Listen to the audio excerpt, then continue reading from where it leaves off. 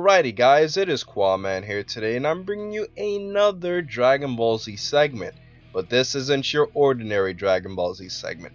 This is a new series called Dragon Ball Qs, which stands for Quick, and I'd like to do these topics in addition to doing my Dragon Ball Thought for Talks, which is hosted by me and Blackenfist, and doing my more in-depth analysis that I already do in order to increase the level of activity on my channel.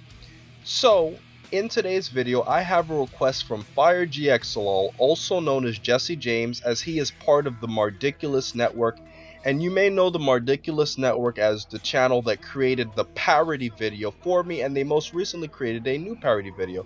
I'll leave a link in the description.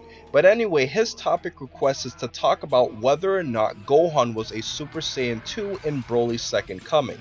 So without wasting any more time, let's get straight into this video. So, months ago I made a video talking about how strong was legendary Super Saiyan Broly in all of the 3 different Broly movies. I also made a video breaking down all of the timeline placements of the 14 different Dragon Ball Z movies.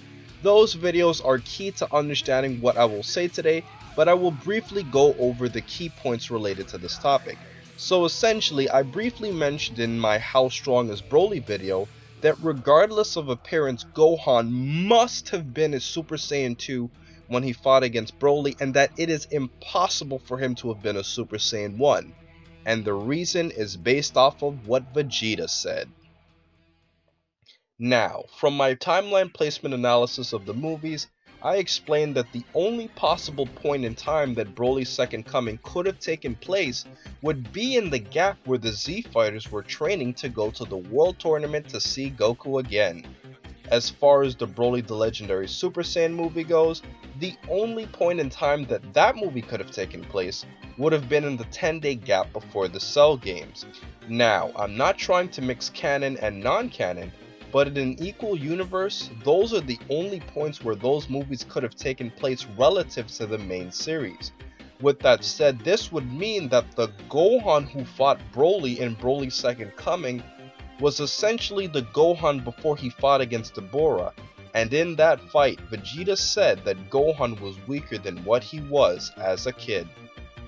So, let's just rewind for a second. When Gohan fought Broly as a kid in the legendary Super Saiyan movie along with Goku and the rest of the Z Fighters, canon or not, they actually fared worse against Broly than they did against Perfect Cell. Evidence would be when Goku blasted Broly at point blank range, it didn't do a thing, whereas when Goku shot a Kamehameha against Cell, it actually blew up his upper torso when he used the Warp Kamehameha. So if Gohan as a kid was stronger than what he was as an adult in the World Tournament, and if we're doing direct comparisons, we're comparing his Super Saiyan 1 form to his Super Saiyan 1 form, then how on earth did Gohan inflict damage to Broly in Broly's Second Coming? As a matter of fact, even though it wasn't stated, Broly should even be stronger now considering the fact that he has a Zenkai boost. And the Daishenzu 6 mentions that Broly got stronger as well.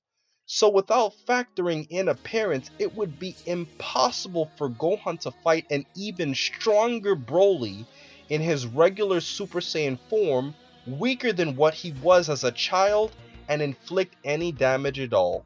The only way would be for him to be a Super Saiyan 2. So, that's my explanation just based off of powers and history. Now, I mentioned before that I don't care much for appearances to support strength comparisons. The reason why is that people say that Gohan's hair wasn't super spiky or that he has one less bang on his head, in addition to not having electricity to support an argument, but I just don't feel like it's enough. I say this because there have been several cases in Dragon Ball Z where a Super Saiyan 2 or 3 didn't have any electricity around them. There have even been times where there was no aura around the Super Saiyan at all. It's more likely to be an editing error than it is to have been intended by the editors.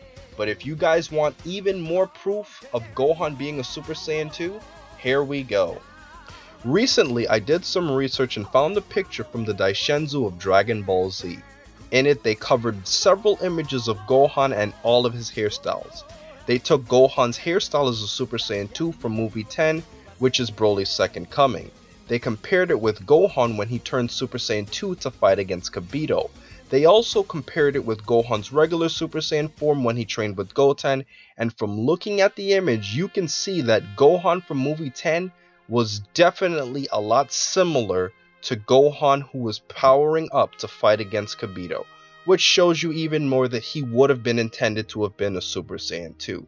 Now let me quickly note that adult Gohan, Goku, and Vegeta's Super Saiyan 2 hairstyles all look very similar to their Super Saiyan 1 form.